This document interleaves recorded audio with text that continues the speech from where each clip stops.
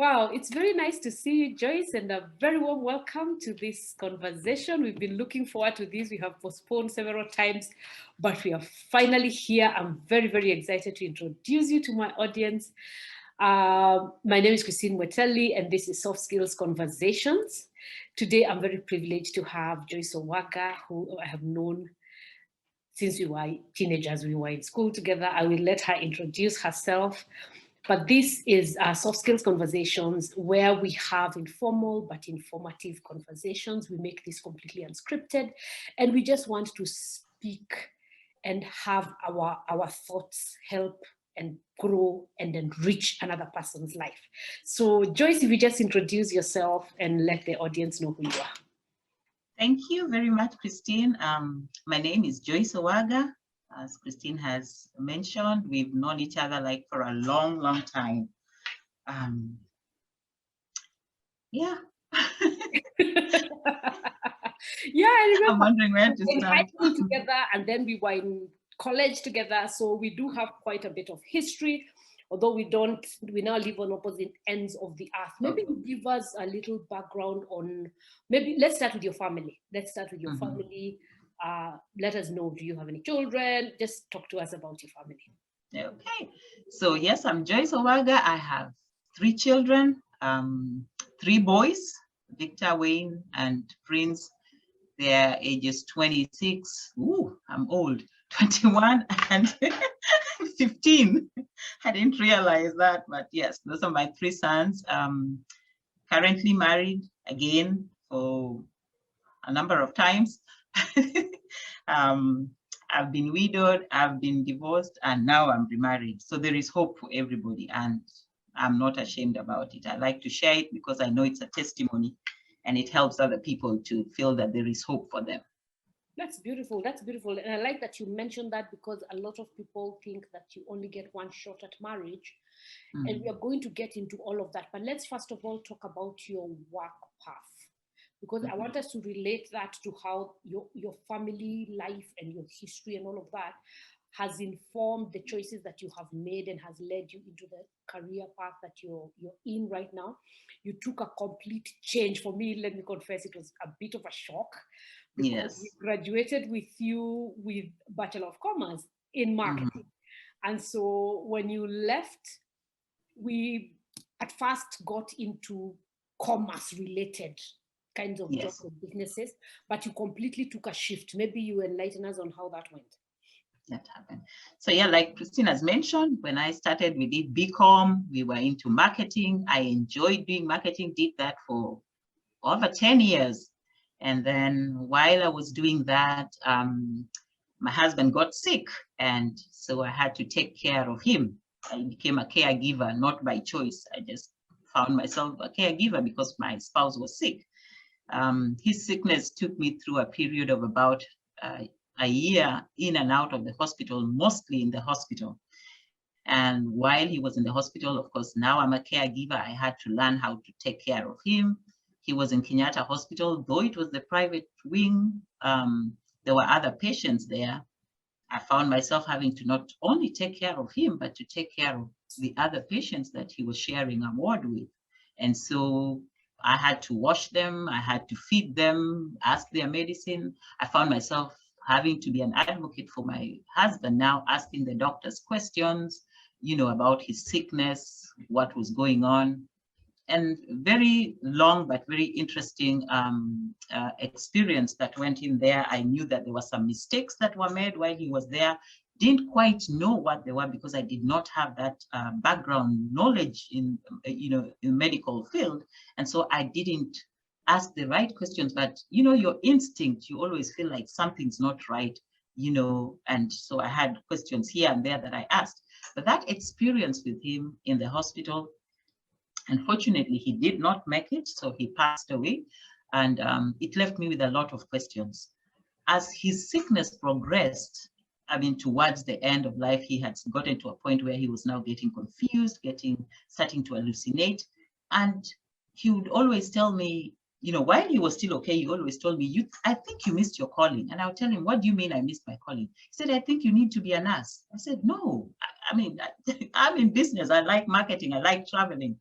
I can't do nursing. He said, I think you can be a nurse because of the way you've taken care of me and taken care of the other patients. But, I didn't take too much out of it. I was like, you're my husband. I have to take care of you. I mean, I don't have a choice. But towards his, the last days of his life, he kept hallucinating and he would talk to me about Florence Nightingale. I had never heard about Florence Nightingale. So I was like, who is she? And what does it matter? And he kept, he would in and out and he'd say, I can see you as a Florence Nightingale. And I'm like, who is Florence Nightingale? And of course, because he was sick, I dismissed it. I was like, you know what?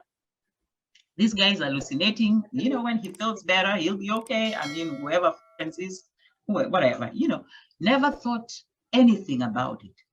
So fast forward, he passes away and I'm trying to survive life in Kenya. When you're a widow, I was widowed at 30 years old. 2 children, oldest was 5 years old, youngest was 6 months years old. Life was difficult. When you're young, it's difficult, but it was even made harder, I think, by the culture that we have in Kenya. You're judged. I had people who told me I had killed my husband. I had people who were scared of me because they thought I was going to steal their husbands. And so there was all of that. And so I got to a point where I wanted out. And my prayer, being a Christian, I was like, God, help me find a way to get out of this country so that I can go to a place where I can start over, where nobody knows me, where I'm not judged, where I can start afresh. Years later, I meet this Nigerian who was in Kenya on business, get talking and get a friendship. And long story short, I end up in the United States. And so while I'm in the United States, that Nightingale thing keeps bugging me. And I'm like, what is this about this Nightingale? Well, I come to the United States. Of course, my background was in BCom, but this is a new country, new culture, a lot of culture shocks, the weather, everything. One of the culture shocks was you have to reinvent yourself. And so I was like, okay, where do I start? So the first easiest job to get was working in what we call here nursing homes. I'm sure they call nursing homes everywhere. But as I started caring for these people, again, there was that feeling of, this is what I need to do. But I was like, I'm not going to work in a nursing home all my life. So I did the nursing home part-time. And then I was also teaching. Teaching in the United States is a different ballgame because I ended up teaching. And as I was teaching, the kids here do not listen. So it was like, oh my goodness, I can't see myself doing this for 10 years. So I did it for 3 years. And at that point, I had it. I was like, you know what, I'm done. It was at that point that I decided. I had a neighbor who kept telling me, Joyce, I think you need to go into nursing. You have the heart. And I was like, that would mean I start my career over. I should be like, yes, but I think that's what you need to do. Long story short, I went into nursing school. And I'm glad that I went into nursing school. So I was working while going through nursing school, and I enjoyed my nursing school. One of the things nursing school did for me was that for the first time, I was able to heal. I realized from the time my husband died, I had never mourned him, I guess, because I had a baby who was breastfeeding. I was young, too much going on. So I had never stopped to mourn because my children were young. I had to show them that I was strong. So during one of my clinical rotations, I'm given a dead person to take care of. Now, fortunately or fortunately, this person was exactly the same age my husband was when he died. And he was Black. So I'm like, instead of looking at this dead person, I'm seeing my husband. And I cried so much. I'm trying to clean this guy. My instructor is like, are you okay? And I'm like, yeah. And I'm crying and I'm crying. And I'm like, I don't know what's going on, But they gave me time, went through it. And of course, after that, my colleagues were all, okay, you need to tell us what that's about. And so I explained to them, I had lost my husband. And of course, by the time I finished my story, the whole class was crying. The instructor was crying and all that. But it brought healing to me. I realized I had this emotions that I had bottled up that I had never talked about. And so like you had never allowed yourself to feel the pain. Is that what I'm hearing? Correct. Okay. never allowed myself to feel the pain, never cried, almost like I was in denial. And I had been angry at God. I had prayed when this man. During the funeral, you did not cry? Never. Not one time. Okay. Not one time did I cry. So deep. I kept it all down. And some of the not crying, I guess, even the people who are saying she's killed her husband, she's not showing any emotions. Okay. But now that I look, you, maybe in hindsight, I'm able to understand you because you had gone through a period of nursing him for a long time. Correct. So logically, you knew he was going. So you had processed that somewhat. I didn't. He had been sick a long time, and I had prayed, and I knew that God was going to heal him. Now, this is what the interesting thing. The night he died, I had a dream, and in this dream, almost like what Jacob, I don't know what Jacob went through, but I fought with God, literally. Like, I know that I fought with somebody. And at the end of this fight, I was so exhausted.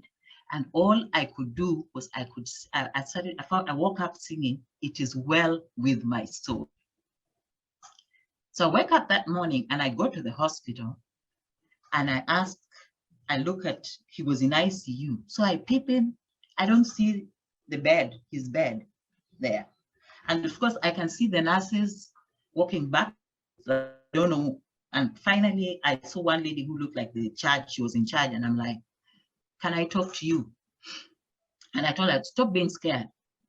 I know he's dead." She's like, "Did somebody talk to you?" I said, "No." She called me to her office. She's like, "Are you okay?" I said, "Yeah." So I asked her, "Did he die at 3 a.m.? She looked at me. She said, "Yes." She said, "How did you know?" I said, "God told me." She's looking at me like, "God told you? How does God talk?" God told me. So it was 3 o'clock because that's the time that I had this dream, and that's the time I had woken up and started singing, "It is well with my soul." And a peace of God came upon me and strength that I couldn't explain. And I told them, "Can I see him?" So they showed me the room where he was. He had been bagged. I open and zip the bag. I look at his face and I say, "Buddy, umeniwacha kwa bus stop." I look at him. His face looked like he smiled.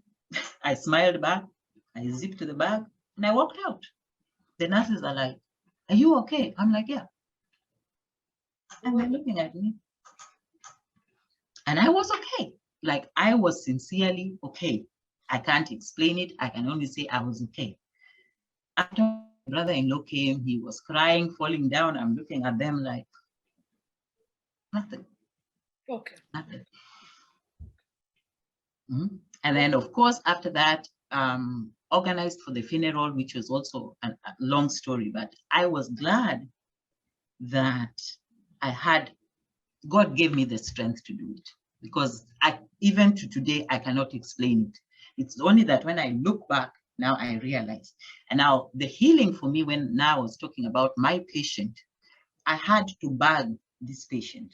And it was in doing that it's like I now realize. You relieved the experience of zipping your husband's bag when you had to zip this other patient's bag.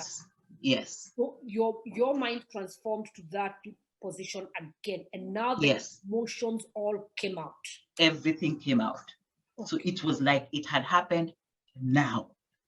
Okay. Because I must have been in that patient's room for maybe 3 hours. I mean, I cried. I just let it all out. But after that, I just realized that, and I washed my face. You felt like you had put down a burden that you have been carrying all this while. Yes. Wow. Human brain and human emotion cannot be understood. Yes. And it was, I mean, I was glad that happened. Did you feel at that point that this is why I became a nurse? Yes. Like it all because came together. Yeah, it was after that I realized it almost, for me, it was like one of the first confirmations that, yes, this is what I'm called to be. Mm-hmm. Okay? And so, of course, later on, I finished my nursing school. Last time I hear about Florence Nightingale is during my graduation. The whole Because time in nursing school, no one talked about Florence. Nobody talked about nursing because I know this about Florence Nightingale, and I'm not even a nurse. probably it was mentioned. Joyce never paid attention. Yeah, you didn't pick it. I didn't pay It attention. didn't ring a bell in your mind. Okay. Yes. But during the graduation, because we had to graduate in these dresses and the cap, you know, the old hats that the nurses used to put on. Actually, nurses used to wear that. It's been Yes, and during graduation, we have to put that on. And then we say the Florence Nightingale pledge. And then my instructor comes out and she's like, Joyce, you start the pledge. And I'm saying it, but I'm like an out-of-body experience. So I'm in my graduation, I'm saying it, but I'm not there. When we finish, my friends are like, you know, you were saying that thing, but you had this on your face and you were funny. And I'm like, I felt funny. So there was this friend of mine called Brenda. And I had told Brenda my story. And she said, and Brenda is a pastor's wife. So she's like, Joyce, I think God is telling you something. I said, yeah, I think so too. So that was the second confirmation that I'm in the right profession. And then, of course, I finished nursing school and go into my first job. And then my first job was in what we call step-down ICU. My husband had died in ICU. So I'm in step-down ICU. And the patients I'm dealing with are patients that are chronically sick. Step-down ICU, for my benefit, I'm not sure. What's the difference between ICU and step-down ICU? Step-down ICU is the ones that are now being removed from ICU. They are not as critical. They are more stable. It's called HDU. Yeah. Oh, yeah. That's HDU. High dependency unit, correct? Yes, okay. yes. Okay. So it's the same. Yeah. Okay. So I'm working in ICU, and the benefit of working in ICU as a new graduate was you learn a lot. I mean, you're told everything. You learn how to move fast because these patients, even though they are stable, they are critical and they can be unstable anytime. So the skills that I learned were good. It was hard, but it was good. Here in America, they have a saying that nurses eat their own young. So I had one of the older nurses who was just mean, but I was so determined. I remember her one day coming and telling me, Joyce, I will break you. I told her, I'm made from a different material. You cannot break me. You will never be able to break me. And I am so focused on my assignment that you can't break me. And she tried everything, she couldn't. But after that, I got so tired of the negativity. I'm just thinking to myself, is it deliberate to want to break somebody? It's deliberate, and it's an old thing that they've passed down that, you know how bullying used to be in Kenya? Like you bully the monos to... I'm thinking more like mothers-in-law, the way it's just culture. Yes. For someone to terrorize their daughter-in-law. To terrorize you so that you learn. Behind it. Okay. According to them, they are teaching you, you're building muscle. They're pushing, they are pushing you. What is your breaking point? Because you're going to meet difficult situations. So in a way, it's good. For me, it worked out. Remember, we had been in Kenya, we had been in NYS. If NYS didn't break us, nothing was going to break us.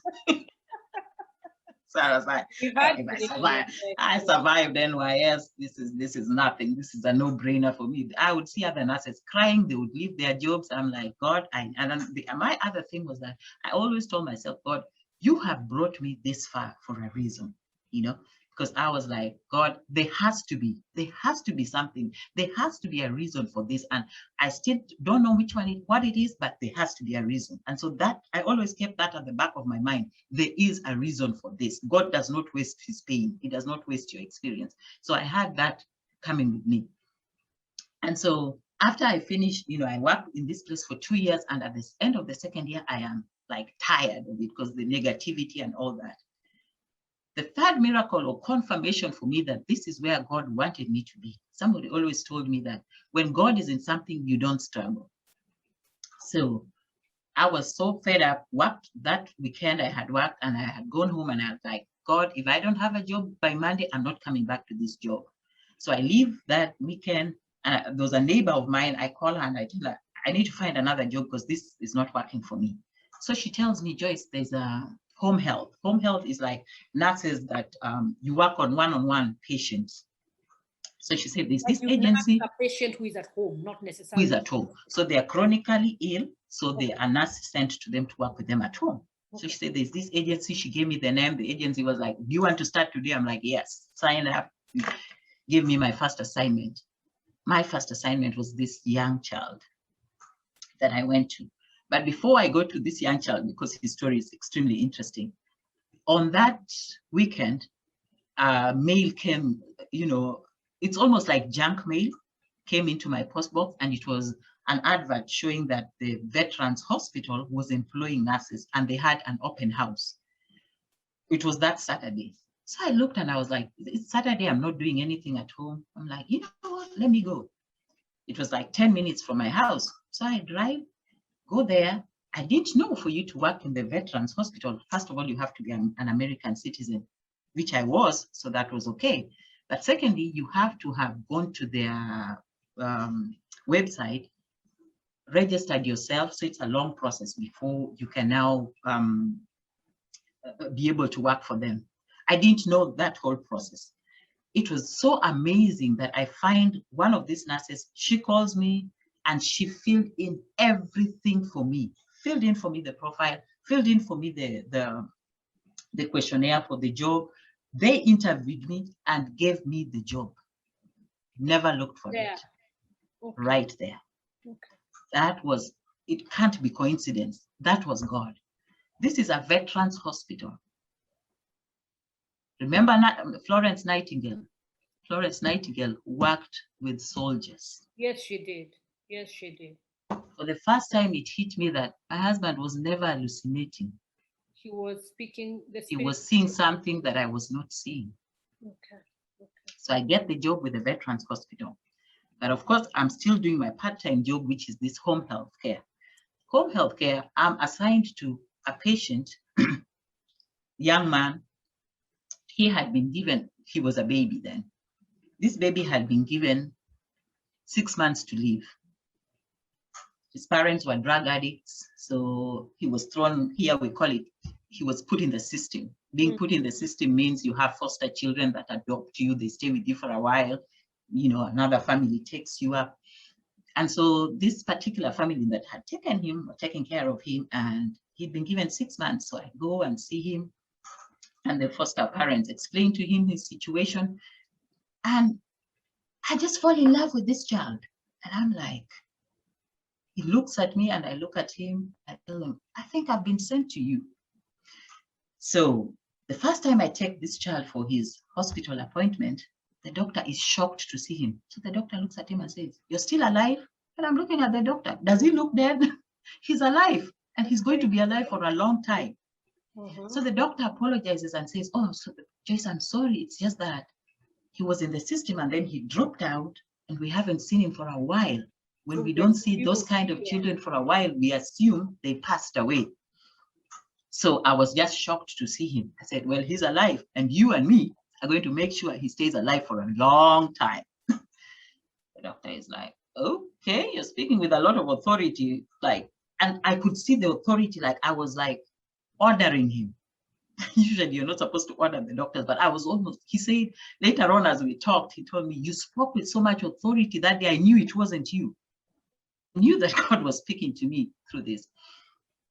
Back on this child and treats him, he goes through a series of surgeries. I think in total, he's had like 36 surgeries. Oh boy. Yes, that this is the good news. As I worked with this child, he had an issue because he had been born prematurely. The parents had been on drugs and all that. So his vocal cords had been affected. He had a trach. This child is the one who taught me how to do trach care. I would do trach care on him. Sometimes he'd take the trach, hide it. I would think he's passed out. I'm panicking. And then he gives me the trach and shows me. That tube that you put through the nose? The tube that you put through, he had a hole right here. Okay, for feeding, right? No, for breathing. Letting out the air. Okay, okay. Yeah, we've yes. in medical. Yeah. Anyway, so fast forward. As this child, of course, these are now the foster parents. They had been told this child is never going to talk. They always have a trach. And I would pray for this child every time I went to work with him. I'd pray for him that one day he'll be able to talk. And I would tell the mom, this child is going to be able to talk. And say, no, the doctor said he's never going to talk. And I said, you're doubting. I'm going to teach him Swahili, so that the first day that he ever talks, he will speak Swahili. So I worked with this child for about 6 months. One night, this child is sleeping, wakes up around 3 o'clock in the morning, starts speaking Swahili. The mom calls me, she's like in shock. Joyce, your baby is speaking Swahili. We cannot understand. We know it's Swahili because you're the only one who talks. Things we cannot understand. Yes. And I come the next day to work and the child is talking. That's how that child started talking. As we speak today, this child is 8 years old. He just celebrated his 8th birthday. Oh my God. He is well. He speaks Swahili. Disturbs the teacher in class because when he's tired of English, he switches off to Swahili and he starts answering them questions in Swahili. That is a miracle. God reminded me, and it was at that time that God told me, I have not called you to be a nurse. I don't want you to treat this job as a job. I have called you to partner with me in the ministry of healing. Understand this. You are called to partner with me in the ministry of healing. I realized I had watched a miracle happen in front of me without even knowing. A lot of the times we assume that even when we are talking about God, we tend to see that God's work is done by ordained ministers. Yes. Yet God's, actually, maybe I would ask that question. What would you say is the relation between your calling and your faith? In other words, what's the connection between what I believe, what's my relationship with God or with spirit, and what does that have to do with what I do every day? Because a lot of the times we will find a job for the purpose of paying our bills.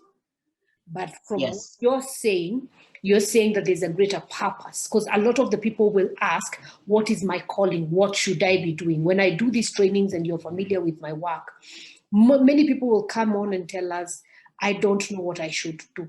I know I need to do this. I'm not happy with my job, but I don't know what to do. I don't have a job. My business has crashed. And especially post-COVID, a lot of people will say, I don't know what to do. So what would be your advice to someone who is trying to identify their calling? First of all, when it is your calling, from my experience, when it is your calling, you don't struggle. Remember, I had been in marketing. We did BCom with you. And part of our experience, we tried. I mean, we did business after business. I want to say I struggled all my time with my BCom degree. Okay. My last job was with T-Board of Kenya. That I would say have been the most stable job. But even then, what was I being paid? 25,000 Kenya shillings. With my nursing job, never struggled. I have never looked for a job one day. I have been called to jobs. The jobs follow me. They are more than I can service. So you do not struggle. Secondly, God gives you a peace about it. It is something that when you're in, you flow and things just line up for you, And I want to break it down so that it's not, because sometimes as Christian, we use a lot of cliches that people don't understand. But I mean, from my experience, it's every time it's anything to do with the nursing, the medical field, it flows. I have people who sometimes just call me, Joyce, I want you to do this and this for me. My patients, I go to my patients, and since I got that revelation of God reminding me that I've called you into the ministry of healing, I am intentional, even with my treatment with their patients. I pray for their medicine. I pray for their vitals when I'm taking their blood pressures and everything. I pray for each of my patients. They know me, my colleagues know when they have it, go pray for that patient. I'm known as the praying nurse. Which for me is okay, Another thing, I think, when it is your, and I'm trying to see how to put the relationship between your calling and your spiritual life, your purpose must be bigger than you. Oh, I like that a lot. I like that. Okay? It must be bigger than you. And bigger than you means you cannot do it by yourself. and therefore you can never take the glory. Okay. When you look back at all your experiences, sometimes I used to wonder, where does my marketing come in? Where does my teaching come in to all this? Sometimes I'd be like, God, did I just go to school for all this to be wasted? No, it has all been used or will be used. Okay. Right now, being in the marketing field, I'm now an advanced registered nurse, so I can work as an educator. I am at that position where I can start my own agency. The business part is going to come in. Yes, your business acumen, your business training is good. Yes. I completely agree with you that nothing that you have experienced goes to waste. So God has brought you down this entire road, this path, and every stage along the way you picked up information and knowledge and contacts that are going to become useful to you in the future. So let's fast forward to where you are now. I'm aware that you're very passionate about helping people who find themselves caregivers. I'm not trained as a nurse, but my parents are aging. I'm able to relate to that because my own parents are aging and they now require some level of medical care. So what would you advise someone who finds themselves in the position of a caregiver? Okay, first, before I say that somebody who finds themselves in the position of a caregiver, I want to tell all of us that at one point in our lives, each one of us is going to be a caregiver, either to somebody else or to ourselves. So there are 4 stages of caregiving. You're either currently a caregiver, you have been a caregiver, you will be a caregiver, or to somebody else, or finally, you will be your own caregiver. So all of us need to understand that at one point in our life, we are going to go through that state of being a caregiver. The caregiving, unfortunately, does not ask you for permission. You find yourself a caregiver. In my case, I didn't plan for my husband to be sick. We were a young couple. You know, he had his career, I had my career. He gets sick. I am the caregiver. So I think it is important for all of us to have that mindset that at one point in our lives, we will end up caregivers, either to somebody else or to ourselves. So that when that time comes, it doesn't shock you because it doesn't give you time to plan.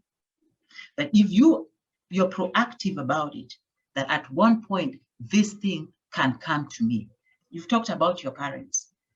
All of us at our age right now, we know our parents are either in their 70s and their 80s. They are going to be suffering from, first of all, maybe dementia. They're starting to forget things, diabetes, hypertension. So at some point, they are going to need our help. We need to start planning now. When that time comes, when my parents need me to be their caregiver, what will I do? Am I in that position where I'm able to switch my schedule to accommodate them? Okay. When it comes, do I have that group of friends, because you're going to need support? Do I have a support group of people that today, if, for example, somebody, your parent got, say, hypertension, do you have a support group of a doctor who you can ask, okay, my dad has been diagnosed with this. What do I need to know? Where do I need to go? What can I do? Do I have a support group of people who today, say my mom or my dad becomes disabled or is bedridden, that I can go to and have these people pray with you, support you, help you? You know, are you also helping somebody else at this point? So we need to be able to kind of factor that into our lives, that that is coming. And since it is coming, we have to be proactive about it. We have to start remembering that we're going to do. Are there agencies that are you know, like nursing homes or health places that you can start even taking an insurance for, paying money for, putting money aside for, so that when that time comes, you get that help? Because the truth is, it is coming. It's a matter of time. You sound like an insurance person right there. Yes. If the only insurance policy I would sell would be for that one, because it's coming. Because that one is something that now, as you say that, it comes to my mind that a lot of us have a mistrust for the medical profession to the extent it's been commercialized. So that then if I am the patient, or if my loved one is a patient, there, and especially when our family member is terminal, there is the desperation that kicks in, and when it does, the impression that we get, those of us who are not in the medical field, is that we get exploited by the medical field. We sign everything. We are trying this. I remember my late mother-in-law at one point, she had had a stroke and was in hospital, and the doctor would come in the morning and give a report. We are trying this, we are trying that. And he would mention complicated medications. We tried this. And when the bill comes, what he was trying was costing me a fortune, you know, when it shows up. So what would you advise people? What kind of caution can you take against exploitation by the medical or by the pharmaceutical industry? Okay. First of all, I would advise everybody to look at healthcare as a three-legged stool, okay? Where the patient, you have the patient, then you have the nurses or the doctors, the people who are helping you, and then you have the family. Okay? So all three of you must work together. Now, how are you, the patient, or you, the family member, going to work with the doctors, the nurses, the medical people? You can only work with them if you are informed. Thank God for Google, okay? Google has a lot of information. It might not have the specifics, but it has. A doctor is telling you a medication you don't have, pull up your phone. Google that medicine. Google what is this medicine that he has talked about? What is this condition? What are the side effects? What this and this and this? Your patient, before you take them to the hospital, what are their symptoms? The things that the doctors are testing out, they call it ruling out. So we are ruling out. So it's like I'm looking at the patient came with vomiting, nausea, distended stomach. What? So I look, okay. So they could have Crohn's disease, or they could have this, or this. So they put on like 5 diseases that every 5 diseases that have those similar symptoms. So they are now testing them and ruling them out. That's why they are doing all those tests. Okay. Now, if you've done your research and you've watched this patient of yours, they were this and this and this, I'll tell them, no, test them for malaria. Okay. So I'm narrowing the test. You're asking us to be proactive in the management of our health and in the management of the health of our loved ones. Our loved ones, we must be advocates. You must be your own advocate, and then you must be the advocate for your patient. All right. Okay. All right. Stop leaving everything to the doctor. Stop leaving everything to the medical field. Be informed. One of the things I wish somebody had told me this when my husband was sick. There are things that I would have asked. For example, my husband was bedridden for a long time. I could have asked, why are you people not taking this patient out of the bed to walk? He can walk. Why is he not being? For a long time, he couldn't eat. I could have asked, okay, he's not able to keep food down. Give him fluids. Give him something. You people literally killed this person. You starved them to death, dehydrated them. You know, there are things that could have been done. Okay, he's in bed. If he cannot move, give him aspirin. It's a blood thinner. It would protect him. Because finally, what killed my husband was a blood clot.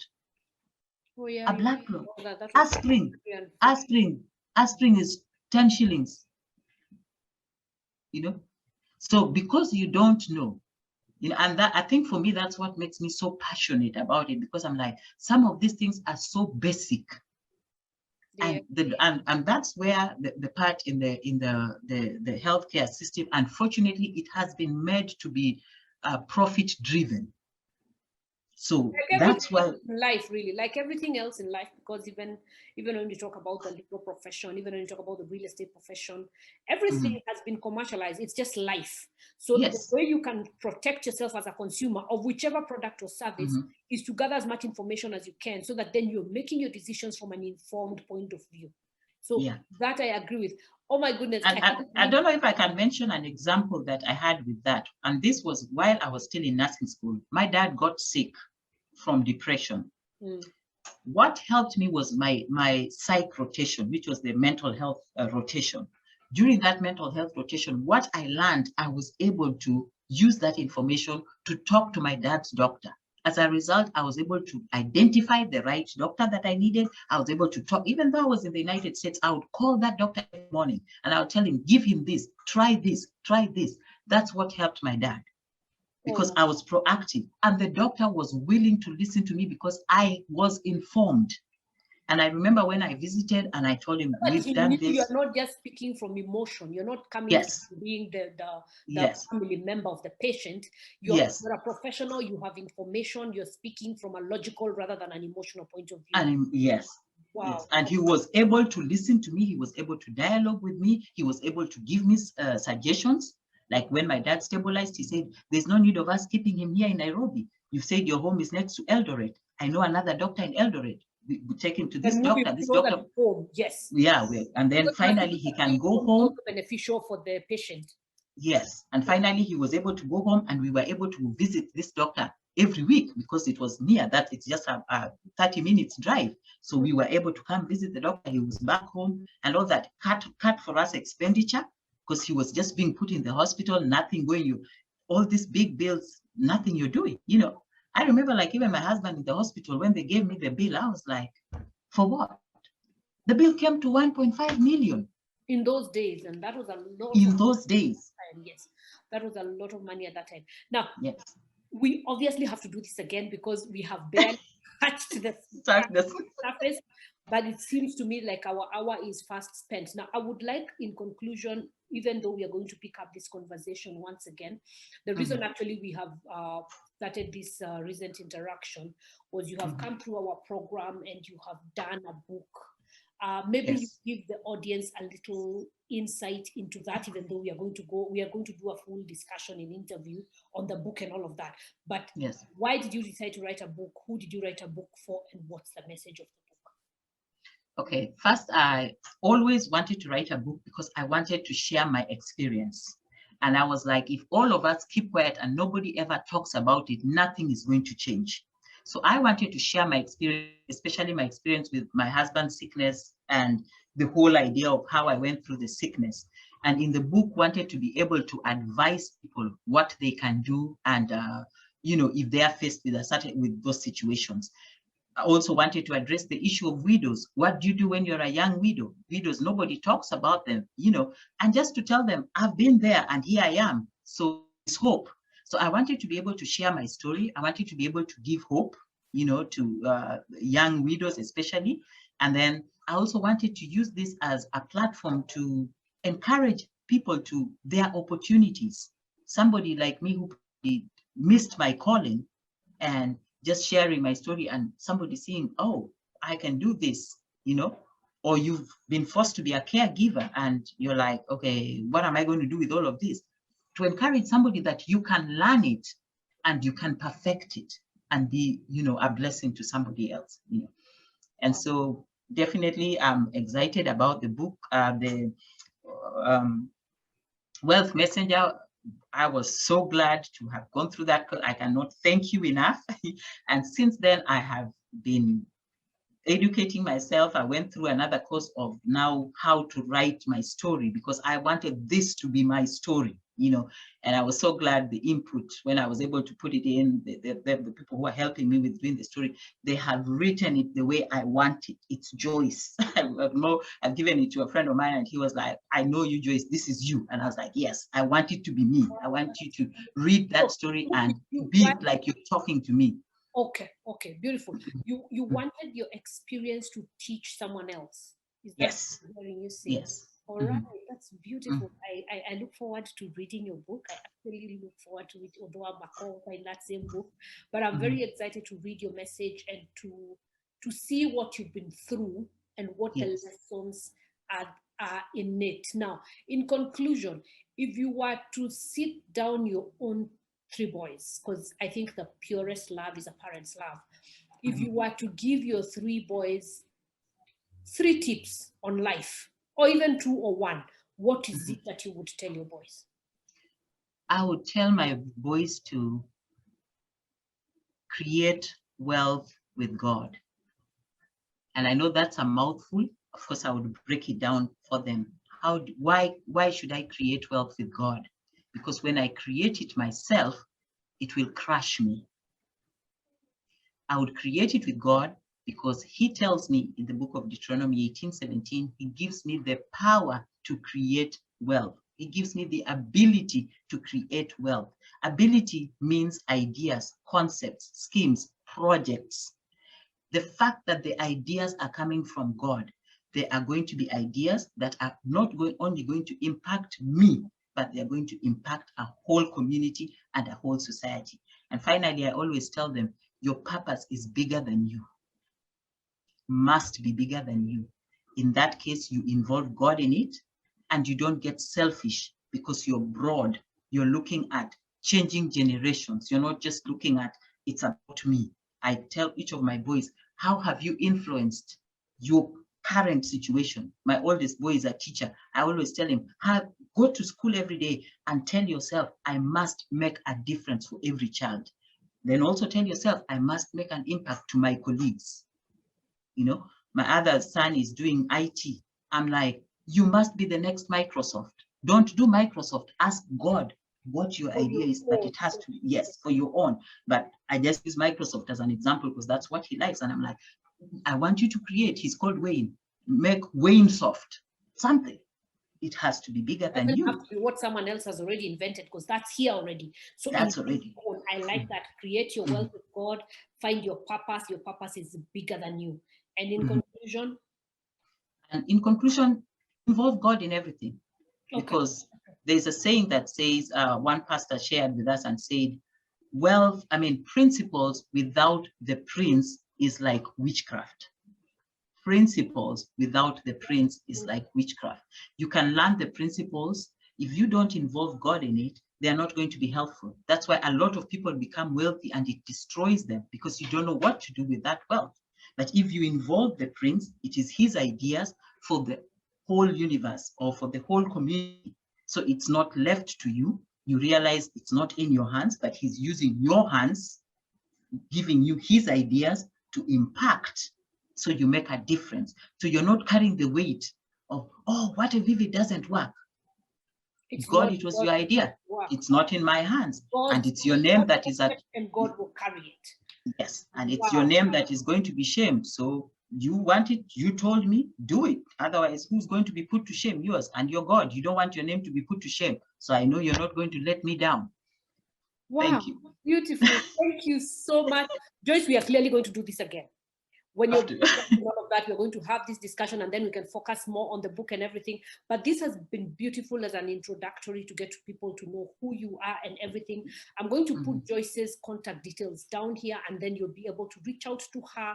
If there's somebody I know who will open up her time, because Joyce lives a crazy busy life. We haven't even mentioned that you're in Carolina. She lives in the US. We're in a different time zone and everything, but Joyce will always make time.